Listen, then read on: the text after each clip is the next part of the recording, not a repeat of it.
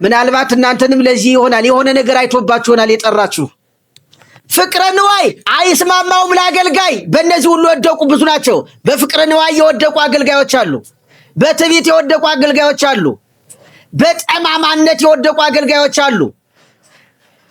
አገልጋይ ከነዚህ ሁሉ የጸዳ መሆን አለበት።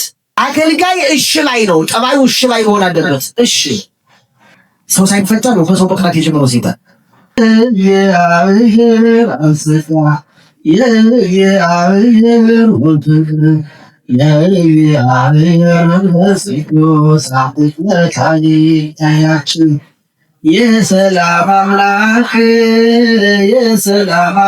ይጠብቃችሁ። ስማው ወልድ አሜን። እንደምን አደራችሁ? እንደምን አረፈዳችሁ? እንደምን ቆያችሁ? በሰላም አሳድሮ ሌሊቱን በሰላም አሳልፎ ከተኛንበት ቀስቅሶ የሰውነታችን ክፋት የኃጢአታችን ብዛት ሳይመለከት በምሕረት ዓይኖቹ እያየ የምሕረት እጆቹን ዘርግቶ በመንገድ ጠብቆ በቤቱ የሰበሰበን አምላክ ክብርና ምስጋና ይግባው። ተመላላሽና አዳማጭ ብቻ ከመሆን ያድነን። አገልጋዮቹ ትሆኑ ዘንድ እግዚአብሔር መርጧችኋልና ቸል አትበሉ። አገልጋዮቹ ትሆኑ ዘንድ ማን መርጧችኋል? አገልጋዮቹ ትሆኑ ዘንድ እግዚአብሔር መርጧችኋልና ቸል አትበሉ። በሁለተኛ ዜና መዋዕል ምዕራፍ 29 ቁጥር 11 ላይ ይህንን ኃይለ ቃል እናገኛለን። ቃሉን የተናገረው ንጉሥ ሕዝቅያስ ነው።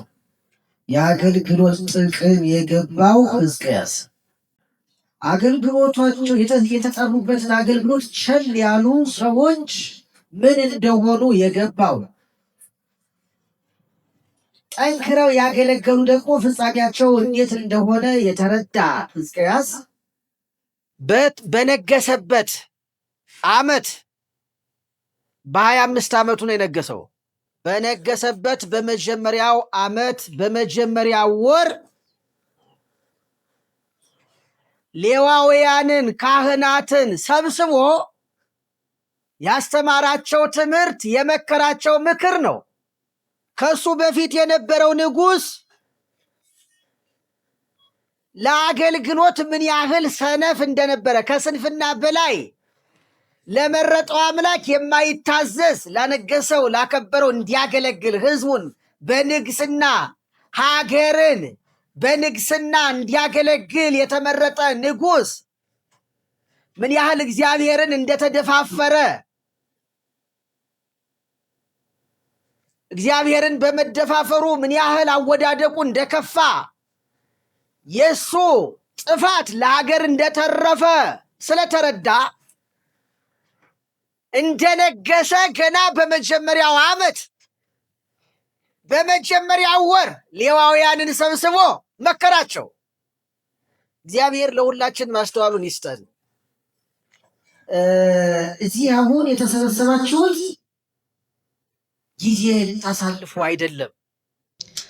ምእመናን መቼም መዳን የማይፈልግ ሰው የለም። ገነት መንግስተ ሰማያት መግባት የማይፈልግ ሰው የለም።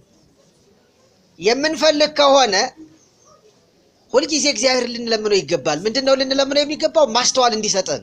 ቤተክርስቲያን ስትመጡ እግዚአብሔርን ለምኑት። መጀመሪያ ልታገለግሉ ስትዘጋጁ ይሄ መመረጥ ነው። አሁን የዚህ ሰፈር ወጣቶች እናንተ ብቻ አይደላችሁም። ብዙ ወጣቶች አሉ ጊዜያቸውን በከንቱ የሚያባክኑ። እግዚአብሔር ደግሞ ከነሱ ለይቶ በዚህ ሰብስቧቸዋል። ለይቶ አይደለም፣ እንደምታገለግሉ አምኖባችሁ ነው የጠራችሁ። ትዝ ይላችኋል። አሳዳጅንም እኮ እንደሚያገለግለው ካመነበት ከማሳደድ ይመልሰዋል። ሳውልን አታስታውሱም? ሳውል አሳዳጅ ነበር። ግን ሳውል ለምን ያሳድድ እንደነበር እግዚአብሔር ያውቃል። ለተማረው ትምህርት ቀናተኛ ስለነበረ የተማረው ትምህርት ተቀይሮበት ማለት ምንድነው ወንጌል ሆነ አዲስ የሚሰማው ነገርና እንዴት ሊሆን ይችላል ብሎ ሲያሳድድ ጠራው፣ መለሰው። ቢመለስ ምን አይነት አገልጋይ ሊሆን እንደሚችል እግዚአብሔር ስለሚያውቅ ነው።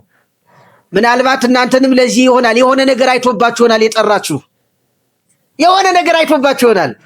የሆነ ወይ ቅንነት ወይ ደግነት በሆነ ቦታ ብትሳተፉ ልታገለግሉ እንደምትችሉ አምሮ ጠርቷቸዋል። አሁን እናንተ ደግሞ ልታውቁበት ይገባል። እግዚአብሔርን መለመን። ጠርተኸኛል፣ ፍጻሜን አሳምርልኝ፣ አገልግሎቴን ባርክልኝ፣ የኋላውን መኖሪያዬን ከአባቶቼ ጋር አድርግልኝ ልትሉ ይገባል፣ ልንል ይገባል ሁላችን። አለዚህ አገልግሎት አይሳካም፣ አይቃናም። እንደነ ይሁዳ እንደነ ዴማስ መቅረት ይመጣል። እንደነ ግያዝ አቋርጦ መውጣት ይመጣል። እና እግዚአብሔር ማስተዋሉን ያድለን። ሕዝቅያስ ለዚያ ነው ሕዝቅያስ ጠራና ሌዋውያኑን በነገሰበት ዓመት በመጀመሪያው ወር የሥራ መጀመሪያ ምን አደረገ? እንዲህ ይላል፣ በኢየሩሳሌም 29 ዓመት ነገሰ። አባቱ ዳዊት እንዳደረገ ሁሉ በእግዚአብሔር ፊት ቅን ነገርን አደረገ። አገልጋይ ቅን መሆን አለበት። ምን መሆን አለበት? አገልጋይ ቅን መሆን አለበት። በውስጡ ክፋት ነገር፣ ጠማማነት፣ የሆነ አለመታዘዝ ምናምን ይዞ ማገልገል አይቻልም። እንደዚህ አይነት አገልጋይማ ቃየልም ነበረ። ሁለት አገልጋዮች በአንድ ጊዜ እኮ ማየት እንችላለን፣ ቃየልና አቤልን። አቤል ቅን ነው፣ ቃየል ጠማማ ነው። ግን መስዋዕት አቅርበዋል። መስዋዕት በሚቀርብበት ቦታ አብረው ተሰልፈዋል። ሁለቱም በአንድ ቦታ ተገኝተዋል። አንዱ ጠማማ ነው፣ አንዱ ቅን ነው። አገልጋይ ጠማማነት አያምርበትም ለአገልጋይ። ትዕቢት አይስማማውም ለአገልጋይ። ዓለማዊ አስተሳሰብ አይስማማውም ለአገልጋይ፣ አይስማማውም። ፍቅረ ንዋይ አይስማማውም ለአገልጋይ። በእነዚህ ሁሉ የወደቁ ብዙ ናቸው። በፍቅረ ንዋይ የወደቁ አገልጋዮች አሉ። በትዕቢት የወደቁ አገልጋዮች አሉ። በጠማማነት የወደቁ አገልጋዮች አሉ። አገልጋይ ከነዚህ ሁሉ የጸዳ መሆን አለበት። ሕዝቅያስ ለዚያ ነው ገና ለማገልገል ሲመረጥ፣ በንግስና ለማገልገል ሲመረጥ፣ ሲነግስ ከሱ በፊት የሆነውን ነገር ያውቃልና። ከሱ በፊት የነበሩ ሰዎች ይሰማቸዋል አይደል? ከሱ በፊት የነበሩ ሰዎች የነበረው ንጉስ ያደረገውን የሆነውን በሀገር ላይ የመጣውን ዕዳ፣ በህዝብ ላይ የመጣውን ዕዳ ስለሚያውቅ ሌዋውያንን ሰብስቦ መጀመሪያ ሰው ቅን ሆነ፣ አካሄዱን በቅንነት አደረገ፣ እንደ አባቱ እንደ ዳዊት ሆነ። እንደ ዳዊት ቅን ሆነ፣ በቅን አካሄድ መሄድ ጀመረ። ሌዋውያንን ሰበሰበና ቅኖች እንዲሆኑ፣ ታዛዦች እንዲሆኑ፣ የጠራቸውን አምላክ እንዲያውቁት፣ አውቀው እንዲያገለግሉት፣ አገልግሎታቸው እንዳይሰናከል፣ ፍጻሜያቸው እንዲያምር፣ አገልግሎታቸው ዋጋ እንዲያሰጣቸው መከራቸው። ለምን ዋጋ ማናገኝ ከሆነ ለምን ሲመተን እንቀመጣለን? ምን ጥቅም አለው? ጥቅም አለው? አሁን ይሞቃል ነው። አሁን እኔ ሙቆኛል እዚህ። ዋጋ ማላገኝ ከሆነ እንደዚህ በሙቀት የመጣው ደግሞ ከሩቅ ነው። ታክሲ ጠብቄ ተጋፍቼ ተክሜ ለምን እመጣለሁ? ምንም ማላገኝ ከሆነ ዋጋ ማላገኝ ሳሚ የሚያምር ከሆነ በረከት ማላገኝበት ከሆነ በመምጣቴ ትርፉ ምንድን ነው? እሺ ምናልባት ይሄ ደሞዝተኛ ስለሆንኩ ለክሲያዋ እናንተ እኮ ደሞዝ የላችሁም። እናንተ ደሞዝ ላይ ያውል ብቻ ነው አይደለም እንዴ? ነው የምትከፋፈሉት ነገር አለ የለም አይደል? የምትጠብቁት ላይ ነው ብቻ ነው። ላይ ነው ብቻ ከሆነ እሱን እንዳይካሉት መጠንቀቅ አለባችሁ።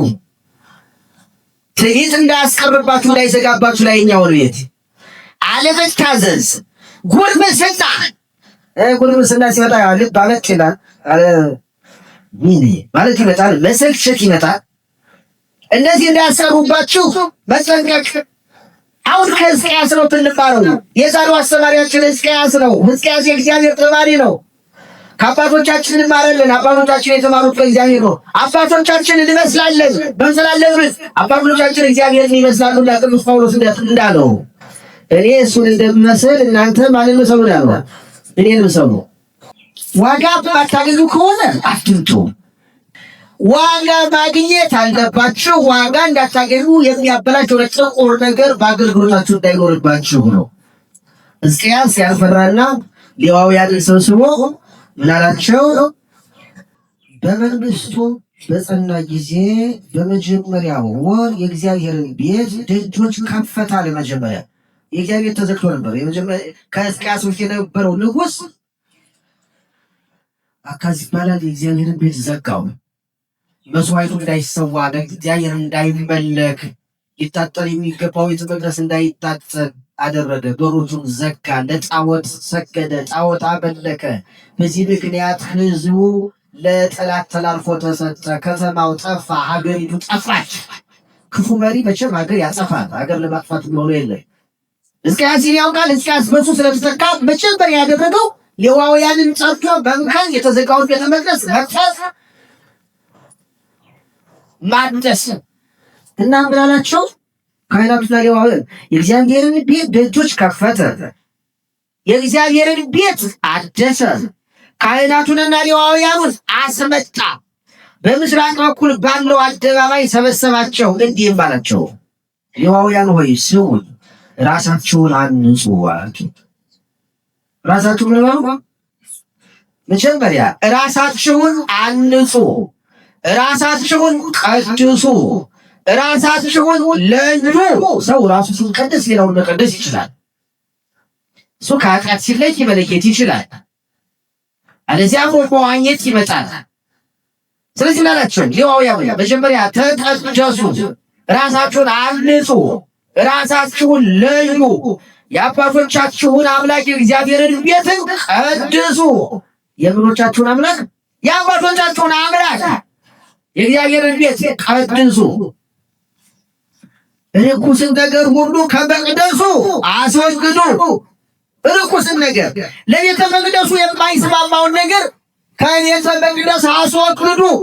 ከህንፃ ቤተ ክርስቲያኑ አስወግዱ፣ ከጉባኤው አስወግዱ፣ ከራሳችሁ አስወግዱ። ቤተ ክርስቲያኑ ህንፃው ቤተ ክርስቲያን ነው። ይህ ጉባኤ ቤተ ክርስቲያን ነው። እያንዳንዳችን ቤተ መቅደሶች ነን። ቤቴ ጸሎት ቤት ትባላለች። ቤተ ክርስቲያን ህንፃው የጸሎት ቤት ነው። እግዚአብሔር የሚመለክበት የሚመሰገንበት የሚለፈንበት እግዚአብሔር ጋር የምንገናኝበት ይህ ጉባኤ እግዚአብሔር ቤት ነው። እግዚአብሔር ወደ እግዚአብሔር የሚጮህ እግዚአብሔርን የሚያገለግል እያንዳንዳችን ራሳችን እግዚአብሔርን ልናመልክ ልናመሰግን የሚገባን የእግዚአብሔር ማደሪያዎች ነን። ስለዚህ እግዚአብሔር ቤት ለዩ፣ ቀድሱ ሲል ቤተክርስቲያኑ ህንፃውን ቤተ መቅደሱን ታቦቱ የሚኖርበት ጉባኤውን አክብሩት፣ ለዩት፣ ቀድሱት። ክፉ አስተሳሰብ በመካከላቸው እንዳይኖር ርኩስን ነገር ሁሉ ከመቅደሱ አስወግዱ። አባቶቻችን ከእግዚአብሔር ርቀዋል አለ። ከዚያም የነበረው ንጉሥም እያስታወሰ በአምላካችንም በእግዚአብሔር ፊት ክፉ አድርገዋል፣ እርሱንም ረስተዋል፣ ፊታቸውንም ከእግዚአብሔር ቤት መልሰዋል፣ ጀርባቸውንም አዙረዋል። ደግሞም የእግዚአብሔርን ቤት ደጆች ዘግተዋል፣ መብራቶቹንም አጥፍተዋል። በመቅደሱም ውስጥ ለእስራኤል አምላክ አላጠኑም፣ የሚቃጠለውን መስዋዕት አላቀረቡም። ስለዚህም የእግዚአብሔር ቁጣ በይሁዳና በኢየሩሳሌም ላይ ሆነ። የእግዚአብሔር ቁጣ በከተማዋ በአገሪቱ መጣ። ምናልባት አሁን የእግዚአብሔር ቁጣ በሀገራችን ላይ የመጣው ያልታዘዝ ብለን ይሆን? አባቶቻችን አልታዘዝ ብለው ይሆን? አሁን ያሉት ሽማግሌዎች አልታዘዝ ብለው ይሆን? ካህናቱ አልታዘዝ ብለው ይሆን? ሰንበት ትምህርት ቤት አልታዘዝ ብለው ይሆን? እናቶቻችን አልታዘዝ ብለው ይሆን? አሁን በሀገራችን ላይ የመጣ ወዳ በቤተ ክርስቲያናችን ላይ የመጣ ወዳ እዳ ሰው አይመጣም። የዚህ ታላዱላ ቆርጣ ይባታው ተብሏል። ሲወረውርም አይታየም። የሚታየው በዚህ ያል ሰው ሞተ፣ በዚህ እንዲተገደለ፣ እንዲተቃጠለ፣ እንዲተፈናቀለ ሲባል ብቻ እንሰማለን። ያሲጣላ ልቡላ ሲቆርጥ መቶ ሲያስመራራ አናየው። ውጤቱ ነው የምናየው። የአገልጋዮች አለመታዘዝ፣ አለማገልገል፣ ቀና አለመሆን ለሀገር፣ ለቤተ ክርስቲያን፣ ለሃይማኖት ይተርፋል። አሁን እያየ ነው፣ እየሰማነው ነው፣ በተግባርም እያየ ነው። ከእግዚአብሔር ፊታቸውን መልሰዋል፣ ጀርባቸውን አዙረዋል። ደግሞ የእግዚአብሔር የት ደጆች ዘግተዋል፣ መብራቶቹን አጥፍተዋል። በመቅደሱ ውስጥ ለእስራኤል አምላክ አላደሩም፣ የሚቃጠለውን መስዋዕት አላቀረቡም። ስለዚህ የእግዚአብሔር ቁጣ ወደ ኢየሩሳሌም ሆነ። በዓይኖቻችሁ እንደምታዩት ለድንጋጤና ለመደነቂያ ለመዘባበቻም አሳልፎ ሰጣቸው። እነሆ ስለዚህ አባቶቻችሁ በሰይፍ ወደቁ፣ ወንዶችና ሴቶች ልጆቻችሁም ሚስቶቻችሁም የእነርሱ ሀገር ወዳልሆነ ተማረኩ፣ እስከዛሬ በዚያ ይኖራሉ። አሁንም የቁጣውን መቅሰፍት ከእኛ እንዲመልስ አለ ሕዝቅያስ ከእስራኤል አምላክ ከእግዚአብሔር ጋር ቃል ኪዳን አደርግ ዘንድ በልቤ አስቤአለሁ። ከእግዚአብሔር ጋር ቃል ኪዳን ልገባ ነው በልቤ። ሰው ልቡ ነው መቅረት ያለብን፣ ውጫዊው አካሉ አይደለም። ስለ ውጫዊው አካል አትጨነቁ። ልባችን ነው ቀና መሆን ያለበት። ከእግዚአብሔር የሚያርቀንም ልባችን ነው፣ የሚያቀርበንም ልባችን ነው። እግዚአብሔር ልብን ያያል ነው የተባለው። የዳዊትን ወንድሞች ያልመረጣቸው ልባቸውን አይቶ ነው። ትንሹን ልጅ ዳዊትን የመረጠው ልቡን አይቶ ነው። ሰው በዳኛው በጥሳው በልቡ ነው፣ በሀሳቡ ነው። ሳኦልን ጳውሎስ ያደረገው መዶሻ ያደረገው በልቡ ነው፣ ልቡን አይቶ ነው። ሊመጣ ምን አይነት ሰው ሊሆን እንደሚችል አውቆ ነው። ዳዊትን ከበግ ጥበቃ ያመጣው ልቡን አይቶ ነው። በጎቹ እንደሚጠብቅ ተረድቶ አውቆ ነው። ስለዚህ ልባችን ቀና መሆን አለበት። በልብ ወስኛለሁ አለ፣ አስቤአለሁ አለ። አሁንም በፊቱ ትቆሙና ታገለግሉት ዘንድ አለ እግዚአብሔር።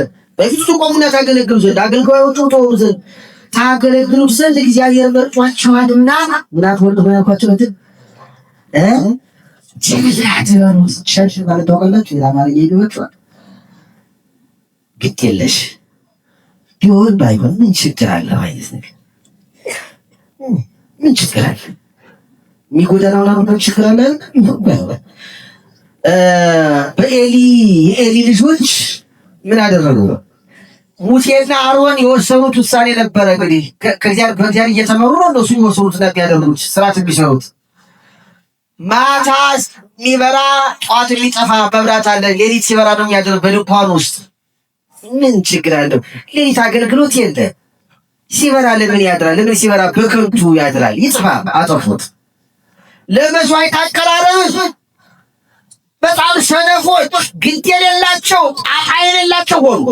ለምን የማይጨነቁ? ለስርዓቱ ለደብተራ ኦሪቱ ስርዓት የማይጨነቁ፣ በዘመኑ ነበሩ ስርዓት የማይጨነቁ፣ ግድ የሌላቸው ቢሆን ባይሆን እንደው እግዚአብሔር ዝም ሲል እኮ ማየት ይመስለናል። አሁን ዝም ሲል በዚህ ጊዜ ምንም ማለት እንዲህ ሳይሆን ማለት በቃ ወይ ተስማምቶ ይመስለናል አለ። አንዳንዴ የተስማማበት በፍንሰራው በደል ይመስለናል።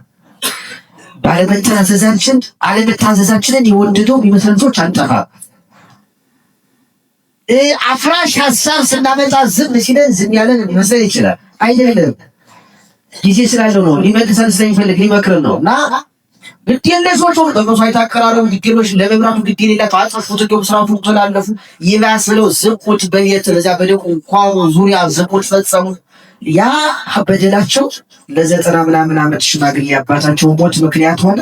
አባታቸው ሞተ፣ ከወንበሩ ወድቆ፣ ታቦተ ጽዮን ተባረከች፣ ወገኖቻቸው በጦርነት አለቁ። አያችሁ ያመጡት መዘዝ ቃል ማገልገል። እኛ ምን አይነት አገልጋዮች ነን ነው? ለአገልግሎቱ እንጨነቃለን ወይ?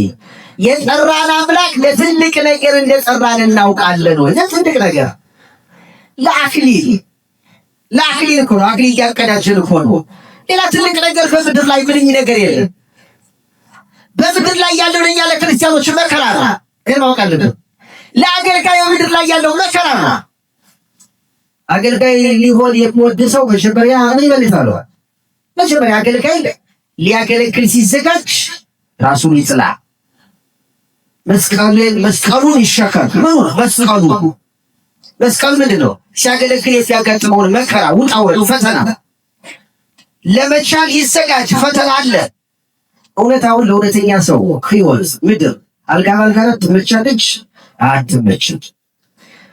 ምናልባት ለቅሚሳው ለሌቦች፣ ለገዳዮች፣ ለሰካራሞች ህይወታቸውን ብልሽት ስላለ ሰዎች ለጊዜው የተመቻቸው ይመስላቸዋል። ያሉትን ስለሚያገኙ ትንሽ የቀርቡ ገዳዩ ለዛው መስከር እኮ መሞት ነው። ምን መሞት እኮ ነው።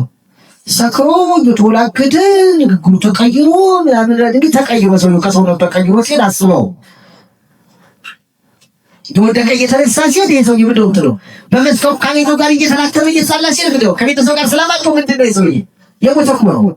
ስለዚህ እግዚአብሔር እኛን ለትልቅ ነገር መርጦናል እንድናገለግለውና መንግስቱን እንድንወርስ በተለይ በዚህ ዘመን አሁን ባለንበት ዘመን ያው መቼስ እንግዲህ በአባቶቻችን እኮ ተተክተናል።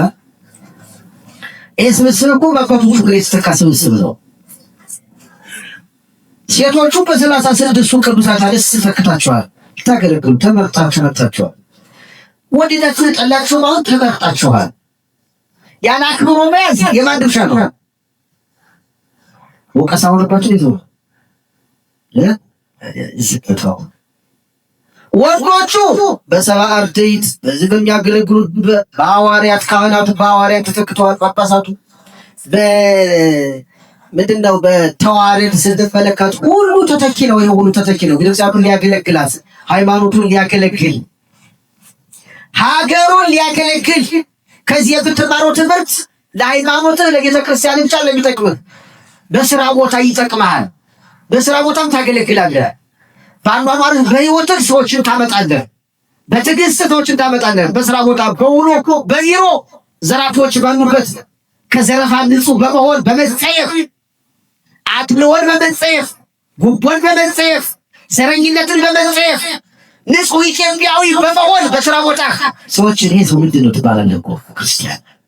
እዚህ ክርስቲያኖች አባቶቻችን ይባሉ የነበሩ እነዚህ ክርስቲያኖች ትዕግስታቸው ምን አይነት ሰዎች ቢሆኑ ነው? ሃይማኖታቸውን እንዲህ ይላል፣ ሃይማኖታቸውን እንዲህ ስለሚላቸው ታድለው እንደነሱ ማለት ይቻላል። ስለዚህ ወደደም ጠላለም አሁን ወጭኛ ተተኪዎች ነን። በመዝሙረ ዳዊት ስንት ላይ ያለው የታቦት ሁሉ ለኪ የታቦት ሁሉ ለኪ ደቂቅ በአባቶች ፈንታ ምኖች ተተኩ ልጆች ተተኩልሽ ተተኩ የታቦት ሁሉ ለኪ ተተኩልሽ። መዝሙር 44 ቁጥር 15 መዝሙር 44 ቁጥር 15 ላይ በልጆች ፈንታ አለ በነቢያት ፈንታ በአበይተ ነቢያት ፈንታ ደቂቀ ነቢያት እንደገና ደግሞ አንድም በነቢያት ፈንታ ሐዋርያት በሐዋርያት ሰባ አርድእት በነቢያት ደቂቀ ነቢያት በሐዋርያት ሰባ አርድእት በሰባ አርድእት ሊቃውንት ሰማዕታት ጻድቃን እያለ ይቀጥላል። ተተኩልሽ በየጊዜው መተካካት እየተረከቡ ማገልገል አባቶቻችን ያቆዩት ነው። ቤተክርስቲያኗን ሃይማኖታችንን ሀገራችንን እኛ ስለ ኦርቶዶክስ ተዋሕዶ ቤተክርስቲያናችን ስንማር ስለ ኢትዮጵያ ጭምር እኮ ነው የምንማረው። ምንድን ነው ልዩነታቸው? ምን ልዩነት አላቸው? ምን ልዩነት ኢትዮጵያና ኦርቶዶክስ ምንድን ነው ልዩነታቸው? የኢትዮጵያ የጀርባ አጥንት ማን ናት? ኢትዮጵያን ያስወገቻት ማን ናት? ሃይማኖታችን ኦርቶዶክስ ተዋሕዶ ቤተክርስቲያናችን ናት። ስለዚህ ስለ ቤተክርስቲያን ስንማር ስለ ሀገር እንማራለን።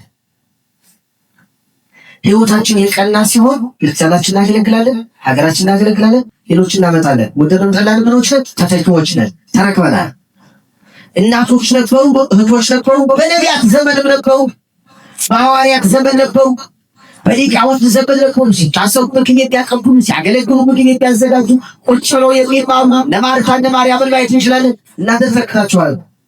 ካልተወጣችሁ ተጠያቂዎች ናቸው። እናንተ ካልተወጣችሁ ተጠያቂዎች ናቸው። እኛም ካልተወጣን ተጠያቂዎች ነን። የሚያስጠይቅ መግደል ብቻ አይደለም፣ መስረቅ ብቻ አይደለም፣ ማመንዘር ብቻ ነው የሚያስጠይቀው። ተጠርቶ አለማገልገል ያስጠይቃል። ስለዚህ ምን አትበሉት፣ ቸል አትበሉት። እስኪ ወንዶች ቸል አትበሉ፣ ቸል አትበሉ። ማንም እግዚአብሔር ነው የጠራችሁ ግን ቸል አትበሉት። አገልግሎቱን አሁን ቸል አትበሉት። እንደ ቀልድ አትዩት፣ እንደ ዋዛ ነገር አትዩት። አታቃሉት፣ አክብሩት። እንደ ማንና አክብሩ አገልግሎት እንደ አቤል። እስኪ አቤልን ትንሽ ይሉት፣ አቤልን ወንድሙን ቃየልን አቤልን እስኪ እንዳነጻጽራቸው። ሁለቱ አገልጋዮች አሁን ሊያገለግሉ ነው፣ መስዋዕት ሊያቀርቡ ነው። መስዋዕት ሊያቀርቡ ሁለቱ የእግዚአብሔርን ፈቃድ ለማግኘት መስዋዕት ሊያቀርቡ ነው። አቤልን አያችሁት? ተጨናቂ ነው፣ ለአገልግሎቱ ተጨነቀ። ምን ላቀርብ ለእግዚአብሔር? የሚቀርበው መስዋዕት ለማን ነው? ለእግዚአብሔር። ይህ መስዋዕት የሚቀርበው መስዋዕት ለእግዚአብሔር ነው። ለእግዚአብሔር የታሪክ ነው ማክበር ያለብን። ደግሞ እኮ ያስተማሩ የለም በዚህ ቁጭ ብሎ ማለት አስተምሮት በእንክልኩና ተገዶለት ነው። እግዚአብሔር ንጹሕ ባህሪ ነው። ንጹሕ መስዋዕት ተጨነቀ። አመት የሆነውን ጠቦት ጸጉሩ ያላረረ ቀንዱ ምን ያላለ ያልከረከረ ጥፍሯው ያልዞረ ማለት ነው። ጥፍሩ ያልዘረዘረ ንጹሕ ጠቦት ከሚጠብቃቸው መርጦ አንዳንድ ጊዜ ወደ እግዚአብሔር ስናመጣ ሲያመጡ ሰዎች መርጦ የሚያመጡ ደከም ያለውን ነገር መናኛ ሆነው ነገር ሊሆን ይችላል። አይደለም መርጦ ለእግዚአብሔር ሆኖ መርጦ ንጹሕ ለእኔ ሊጤ ሲሰጥም እንደዚሁ ራስ ከሚፈልጉት ለራስ ከተከው የሆነው ነገር እንጂ ከተረፈው ካለቀው ልሶ ካለቀው አይሆን ያለበት የሚመገቡትንም ከተረፈው አይደለም ሆን ያለበት ካንተ ከፍሎ ለራስ ከሚፈልጉት ከፍሎ መስጠት ያኮኑ ክርስትና ወንድም ወድድ ኩራላል ምን የተረፈውን ማንፈልገውን ምግብ ምን ያደርጋል? ወድጨት ከሚወድ ነው የምንሰጠው ማለት ነው። ማንፈልገውን ልብስ ማርጅት ወይም ተቀርቶ ወይም አንፈልገው ማለት ነው። ለዛ አይደለም ከምትፈልገው ነገር ሰው ስጦ እንደዚህ ያደርጋል። ሰው ስጦ አሜን ባያችሁ እሱ መክተጨነቀ እንዲቀበልልኝ አለ። ምን እንዲቀበልልኝ እግዚአብሔር መስዋዕቴ። ስለዚህ እንዲቀበልልህ መጨነቅ አለብህ። ታይቶ መሄድ አይደለም። ለሰው ሲጠራ ቤት ለማለት አይደለም። መጥቶ ነበር ለማለት አይደለም። የጽድቀት ገቱ መጥቶ ለምሶ ለመሰመር አይደለም። እኛም ለደሞዝ አይደለም ሆነ ያለበት ላለመቅጣት አይደለም፣ ደሞዝ ለማስቆረጥ አይደለም። ሊያም ይከበረው እንዴ ምን ፈተናው እኮ ብዙ ነው። እንኳን እኛ ጠማማዎች ሆነን እኮ ቀና አገልጋዮቹ ምን ፈተናው ከባድ እኮ ነው። ተፈትናችሁ አታውቁ። አልሰፋችሁ ፈተና እንዴት ነው ከባድ እኮ ፈተና። እንኳን እኛ የምንለያይ ሆነን የምንከፋፈል ማንተማመጥ ሆነን ማናከብረው ሆነን አገልግሎቱን እንደተውሶ ደርስ አድርገነው ቀርቶ ቀናዎች ሆነን ከልባችን ያንቀበልልን ብለን እንኳን ፈተናው ከባድ። አቤል ተጨነቀና ንጹሕ በንጹሕ ልብ መስዋዕቱን ሊያቀርብ ጎንበስ ቀና ሲል አካሎች አይደለም ጎንበስ ቀና የሚለው ውስጡ ልቡ ስብርብር ያለ ነው። ስብርብር ያለ ነው። እጥፍጥፍ ይልለታል። ከልብ ነው ጎንበስ ቀና የሚለው። ከአገልግሎቱ ጋር ተስማምቷል። ድንጋዩን ሲጸፈጽፍ እንጨቱን ሲረመርም እዚያ ላይ አርፎ አወራርዶ በጉን ሲያዘጋጅ አብሮ ሰውነቱ ሁሉ ይታዘዝለታል። መላ አካሉ ይታዘዛል። ልቡ ቅን ነው። ጎንበስ ቀና የሚለው ከልቡ ነው። ወነጸረ እግዚአብሔር ለአቤል ወላይለ መስዋዕት ወዳቤል ነው ተመለከተ አለ። የልቡን ቅንነት የመስዋዕቱን መበጀት አይቶ ተቀበለለት። ሳክስ ነው በላለት። አቤል ገነት ገባ። በኋላ ወንድሙ ቢገለው ቃየልስ እርሰይሉ ቀበል ይቀበል ወይ ቀበል አይገዳው አለ። መስዋዕት ሲያቀርብ እዛ ስንዴ ነው ሰው ያቀርበው። እንክርዳድ የመታው ምንድነው? ክርዳዱ ያልተለቀመ ዝም ብሎ የሆነ የተወለገ ያልተለቀመ ንጹሕ ያልሆነ ያልተዘጋጀ ያንን አቀረበና እንደገና የመስዋዕቱ ላይ መበጀት እንኳን ነው ጉድ የበዛበት ህይወት ሊሆን አይገባም። ህይወታችን ጉድ በጸማማነት ቢቀበል ይቀበለው ባይቀበለው ይችላል። እንደዚህ ሰው ክፉ ሰው ቀድሞ እንደዚህ ማለት ነው የሚጀምረው ይላል። የሆነ ውስጥ ነገር ካለ ፀጉር መቆጣጠር ምን ማለት ማለት ይመጣል አይደል? በወጣትነት ስለዚህ ጎርመስ ማለት ሲጀምር እህቴን ማነስቶኝ በእህታቸው ምክንያት ነው መስዋዕት ያቀርባሉት። እህቴን ማነስቶኝ ነው። ቢቀበል ይቀበለው አይቀበለው ምን ችግር አለ? ሁሉም በእጁ አደረገው። በቃ በቁጥጥሩ ስላደረገው አልሆነም፣ ሊሆን አይችልም። የልቡን ክፋት የመስዋዕቱን አለመበጀት አይቶ ቁራ መስሎ ሰይጣን መጥቶ በተነበት። በዛ ተነሳጨ፣ ቀጠለ፣ ወንድሙን ገደለ። እንደዚህ ከመሆኑ ጋር ያድናል። ካልተቀበለለት ድካምን አስፈለገ ነው መሞከሩ ሱን አስፈለገ እንዲቀበልለት አድርጎ ካለቀረ። ሌላው አገልጋይ አብርሃምን አስታውሱት። አገልጋይ እሺ ላይ ነው ጠባዩ፣ እሺ ላይ መሆን አለበት። እሺ ለአጫት አገልጋይ ለጽድቅ ስራ ለእግዚአብሔር ጥሪ እግዚአብሔር ለሚያዘው ትእዛዝ እሺ ማለት አለበት። እሺ የሚል ጠባይ እገሌ ያዘኝም አይሰራም። ለአገልጋይ እንደዚህ አይመችም። አብርሃምን ትዛላችሁ። አብርሃም ልጅን ሰዋል። ልጅን ያን ነገር ለዛው በእርጅና በስንት ልመና የተገኘ ልጅ ነው። ተስፋ የተደረገበት ልጅ ነው። ሰዋው እንኳን እምቢ አላለም። ልጅ እኮ ነው። ገንዘብ ስጠኝ ያለው ነገር ያለው ልጅህን ነው ሰዋዋ። በራሶች ደግሞ ስጠው ለቤተ መቅደስ አገልጋይ ይሁንም አይደለም ያለው ራሱ ውሰድና አንተ ሰዋ። ጨክሮ ሰዋት አይከብድም። ወሰደው። እሺ ነው ጠባዩ። እሺ ነው ወሰደው። ልጅም እንደሚሰዋ አወቀ። እኔ ነኝ እንዲህ አለ እየጠየቀ መጨረሻ ላይ አንተ ነህ ሲባል እሺ እጄ እግሬን እሰረኝ እንዳልንቀሳቀስ ሲያቆኝና እጄን እንዳላስቆርጥ እጄ እግሬን እሰረኝ። እሺ አገልጋይ ምን ሆናል? እሺ ታሰረ። አባቴ አይኖችን አይታ አዝነን ራስ ፈታኝ ከፈጣሪ ጋር እንዳትጣጣ መጀመሪያ እጄ እንዳላስቆርጥ ነው መስሎት ፈጣሪ ጋር እንዳትጣጣብኝ ያለ ተጨነቀ። ደፍተህ ሰዋኝ በማጅራት የሰዋኝ። እሺ አገልጋይ እንዲህ ነው። አገልግሎቱ ጋር እንተዋወቅ። አገልግሎቱ ጋር ከስራው ጋር እንገናኝ። ያን ጊዜ ያምርብናል፣ ይስማማናል። እና አገልግሎቱ ሸልዳትሉት እችን የተረከብካት በመከራ አልፋ የመጣች ቤተክርስቲያን እኛ እጅ ላይ ነው አሁን ያለችው። በአባቶቻችን እጅ ላይ በእኛ እጅ ላይ። ቅዱስ ጳውሎስ ምንድን ነው ያለው በሮሜ ምዕራፍ 12 ላይ? በጣም ያሳዝናቸዋል። ምን አይነት አገልጋዮች ከሆነ እንዳደግን ሲያስተምር ለሮሜ ሰዎች ሲያስተምራቸው አስተበንቋክሙ አዊነ በሳህኑ ለእግዚአብሔር አላቸው። አባባል ነው። ሮሚያ ሰው ወንድሞቻችን ሰውነታችሁን ለእግዚአብሔር ሕያውና ቅዱስ ደስ የሚያሰኝም መስዋዕት አድርጋችሁ ታቀርቡ ዘንድ አስተበንቋክሙ እማልዳችኋለሁ፣ ማላጅ እልክባችኋለሁ። ማላጁ ማነው? አማላጅ እግዚአብሔር ርኅራኄ እለምናችኋለሁ። አሁን እግዚአብሔር ስለ እመቤታችን እንለምናለን አይደል? ስለ እመቤታችን ስለ ቅዱሳን እንደምንለው ምናምን ጳውሎስኛ ስለ ርኅራኄውን ማላጅ አድርጌ እለምናችኋለሁ። ማያትን ማፍሰሱን ነፋሳትን ማንፈሱን ማልትና ሌሊት ክረምትና በጋ አፈራረሙን ይህንን ቸርነቱን ማላጅ አድርጌ እለምናችኋለሁ። ራሳችሁን ሕያው ቅዱስ መስዋዕት አድርጉት። አገልግሎታችሁን እግዚአብሔር ይቀበለው። አንድ ስጋዊውን ሰው በመሆኑ እለምናችኋለሁ። እሱን ማላጅ አድርጌ እለምናችኋለሁ።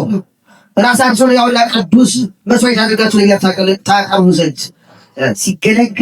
ስታገለግል መጀመሪያ የምትሰጠው ራስህን ነው። መጀመሪያ ራስሽን ነው የምትሰጪው። መጀመሪያ ራስህን መስጠት እኮ ነው። ያውላ ቅዱስ መስዋዕት አድርጎ ራስህን መስጠት። መሰዋት ካለብህ በሃይማኖትህ መሰዋት እስከ መሰዋት ድረስ ማገልገል። የሚመጣውን ምን ታውቃለህ? ምን እናጋለን? ወንድሞቻችን ገንዘብ ፍለጋ ሲሄዱ ሊቢያ ላይ በሃይማኖታቸው ምክንያት ትሞታላችሁ አላቸው። ግደሉ ብለው በሃይማኖታቸው ምክንያት በሃይማኖታቸው ምን እንደሚመጣ ነገር አባቶቻችን የሚከፍሉት ዋጋ ምንድን ነው? በደሙ ስትሄዱ ካህናት ፀሐይ ላይ ብለው እንዲቆሙ ፀሐይ እያዩ ሲቀጡ ማለት ነው። ስብሰባ አልተገኛችሁ እየተባሉ ስብሰባ እንዲጠሩት በክብረ በዓል ቀን ታቦት እንዲያወጡ ካህናቱ ምዕመናን የሰለች ፈተናውን እኮ መጀመሪያ ማወቅ ያስፈልጋል። አንቺ ክምር አይደል ያለ አንድ ገበሬ አንቺ ክምር ያለው መስሎሻል? ተመልተሻል ከሻላት ይሄ ገበሬ ምን አድርጎ መስላችሁ? ክምሩን እያየ ነው። እንደዛ ክምሩ ተከምራለች፣ እስከ ሚያዝያ እስከ ግንቦት ተከምራለች። እንግዲህ የሆነ የተለየ አካባቢ የሆነ በልግ አካባቢ ሆኖ እንደሆነ ካልደረሰ በቀር አሁን የሚሰበሰብ በመኸር ወቅት እስከ ታኅሳስ እስከ ጥር የሚሰበሰብ እስከ ግንቦት ሳይወቃ አይቆይም። ወደ ቦታ አጋሰለ ያ ሰውዬ ግን ጥር ላይ ወጥቶ ማስገባት ታኅሳስ ላይ ወጥቶ ማስገባት ያለ ነው። እስከ ግንቦት አቆይቷ ክምሩ እና ደካ ምን እያደረገ ነው? ያስቀመጠው ግንቦት ሳይሆን እየተበደረ እየተበደሩ እህል እየተበደሩ እየበሉ ቆይተዋል። ክምሩ አያት ግንቦት አያችከው አሁን ተወቅተሽ ጋር ልትከፈይ ነው። ስለዚህ ያለው መስሎሻል፣ ተሻልቀሻል አትበል። እኛውን አላውም ነው አዲስ አበባ ላይ ቁጭ ብለን ብሔራዊ ፍየል ላይ ቁጭ ብለን እንጂ ዳር ዳሩ ስታዩት ፈተነው መከረው ብዙ ነው። ሰይጣን ወንጌል እንዳይሰበክ የሚያደርገው ጥረት የለም። አሁን ብቻ ምስራችሁ ገና ቀድሞ ጀምሮ በሰው ስለት ይቀና ገና ሰው ሳይፈጠር ነው በሰው በቅናት የጀመረው ሰይጣን። ሰው ሳይፈጠር ማክሰኞ፣ ሰኞ፣ ማክሰኞ፣ ረቡዕ የተፈጠሩትን ፍጥረታት እያየ እግዚአብሔር ጠይቀው ነበር በስነ ፍጥረት ይሄን ለማኑ እንዳደረገ ፈጠረው ስለ እግዚአብሔር ጋር ደግሞ ወደፊት ለሚፈጠረው ለአዳም ምን አይነት ነው? በአካል ምንድነው? ለመላእክት ነው እሱ ያላቸው። መላእክት ሲጠይቁት ለማን የፈጠረው? ለአዳም። አዳም ምን አይነት ነው? ውብና ድንቅ ፍጥረት ነው። በአካል ግን አንተ ያንሰ በራሴ ምሳሌ ነው ፈጥረው ቶሎ ፍጠረውና እንየው ሲሉ መላእክት ያውሩስ ደግሞ ይቀናል። ምን አይነት ይሆን ባይፈጠር እያለ ሲቀና ተፈጠረ። ከተፈጠረ ባኗኗሩ ቀና ሊያሰናክለው ፈለገ። ከገነት አስወጣው። እንደምን ተጣጥሮ በኋላ ወንጌል ሲሰበክ አዳም ለመለስ ጌታ ሰው እንደሚሆን ትንቢት ነቢያት ሲናገሩ ትንቢቱ እንዳይደርስ ነቢያትን አስገደላቸው። በክፉ ነገሥታት እያደረ ትንቢቱ አልቀረም፣ ደረሰ። ጌታ ሊገል ሞከረ፣ ማግኘት አልቻለ። ሐዋርያት ወንጌል ሲሰብኩ ገደለ። ወንጌልን ማጥፋት አልቻለም። ሊቃውንቱ ዘመን ቤተክርስቲያን መከራ ተቀበለች። እስከ ቆስጠንጢኖስ ዘመን በለቱቅልያኖስ ጊዜ ለ40 ዓመታት መከራዋን አየች፣ አልጠፋችም። አሁን ሲስተሙን እየቀያየረ ዘመተ። አሁን ለዮዲት ጉዲት ተነሱ፣ ግራኝ ተነሱ፣ ማጥፋት አልቻሉም። ለሰራተፈ መከራ በመከራ እናልፋለን እንጂ ለሰራተፈ ግን መኖር አለብን። ጠንካሮች መሆን አለብን። ጠንካሮች መሆን አለብን። ሌላው ዘርና ሃይማኖት በምን ባይገናኝም ይሄ መጨረሻ ማለት ነው። እንደው የውጭ ጠላቶች መጫወቻ ያልበሰሉ ሆዳም ፖለቲከኞች መጫወቻ ልንሆን አይገባም። የምንም ቋንቋ ተናጋሪ በወዙ ያላችሁ እምላችሁ ያልበሰሉ ሆዳም ፖለቲከኞች መጫወቻ እንዳትሆኑ። አማራሁ፣ ኦሮሞሁ፣ ትግሬሁ፣ ጉራጌሁ፣ ካባታሁ፣ ሀዲያሁ፣ ቤኒሻንጉል የፈለገው ለዚህ ኢትዮጵያ ውስጥ ዜጎች ሆኑና በሃይማኖት ምን ተሰጥተን አንድ ነው። እንደው የሚመጣብን አንድ ሁለት ዘወር በል ሰይፍ ካመጣሙት ፍጥሞች ከሆነ ግን አንሞትም፣ አልጠፋም፣ አንዳልከው እንደውም ተነክራን ታያለህ። ዘዋር ማን ያብዛናል? ማን ያጠነክረናል? ይልቅ እኛ እርስ በርሳችን እንዳንለያየ እዚህ በትንሽ ነገር በምስረት ማነስ እንዳንለያይና ቤተሰቧን ፈተና እንዳንሆንባት ችግሯ ሁሉ የኤርትራ የምትጎዳው በራሷ በውስጥ ፈተናዋ ነው። ኤርትራ የምትፈተነው የውጭ ጠላት አንድ ከሆን ምንም ማድረግ አይችልም። እዛም ሊሆነው እኛ እርስ በርሳችን የምንበላታ ከሆነ ማንግባባ ከሆነ ማንደማመጥ ከሆነ ማንከባበር ከሆነ ዓላማችን ለይተን ማናው ከሆነ ማንታዘዝ ከሆነ መከራይ ከዚህ ወይስ አንድ ከሆነ ማንም ያረጋኝ አይችልም። አንዱ ዝም ብሎ ተብሮ አላይሮቹ ወያን ተማሩ ማይሏቸው ስሙን እየያዙ ዛሬ ሀገራችን ያምቷት ሃይማኖታችን ያምጹት ለሰው ፕሮፌሰር ዶክተር ይባላሉ። ምኑን ይዞት እንደቦቱ አላውቅም። እንዴት እንደሚሰጧቸው ማስረጃውን አላውቅም። ጭንቅላታቸው ሳይበስል አርቀው ማሰብ ማይችሉ ኦርቶዶክስ ምን እንደምትል የማያውቁ ሲቀባጠሩ ይሰማሉ። ቤተክርስቲያናችን ምን ማለት ነው? በማን የተመሰረተችው? በክርስቶስ ደም ተመስርታለች፣ በመላእክት ተጠበቃለች። ምናልባት እኛ መከራ ቢበዛብን ክብር እንዲበዛልን ነው። እንወቀው። መከራ ከሌለ ጸጋ የለም፣ ክብር የለም። ፈተና ሲበዛ መከራ ሲበዛ ክብር ይበዛል። በሰማዕትነት ብንሞት አክሊል እንቀዳጃለን። ሰማዕታት እንባላለን። ይኸው በሃይማኖት በዛት ከተቃጠልክ በሰይፍ ከሞት ሰማዕት ነሽ። አርሴማ ትሆኛለሽ፣ ቂርቆስ ትሆናለህ፣ ቅዱስ ጊዮርጊስን ትመስለዋለህ። ስለዚህ በመርታት ያስፈልጋል፣ መጸለይ ያስፈልጋል። ልብ ለሌላቸው ልብ ይስጥልን። የተጠራንበትን ዓላማ አውቀን አገልግለን አክሊል እንድንቀዳጅ እግዚአብሔር ይርዳን። ይቆየን።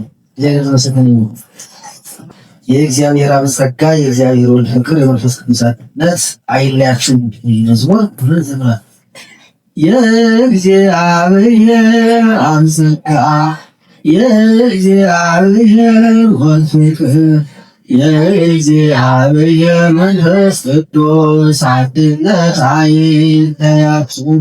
የእግዚአብሔር አብ ጸጋ፣ የእግዚአብሔር ወልድ ፍቅር፣ የእግዚአብሔር መንፈስ ቅዱስ አብቅለታል ይታያችሁ። የሰላም አምላክ ይጠብቃችሁ። የሰላም አምላክ ይጠብቃችሁ። የእግዚአብሔር ጸጋ የእግዚአብሔር ፍቅር የእግዚአብሔር መንፈስ ቅዱስ አብቅለታል ይታያችሁ። የእግዚአብሔር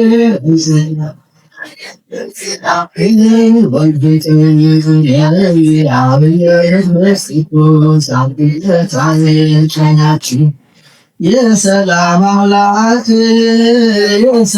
አምላክ ይጠብቃችሁ። የሰላም አምላክ ይጠብቃችሁ።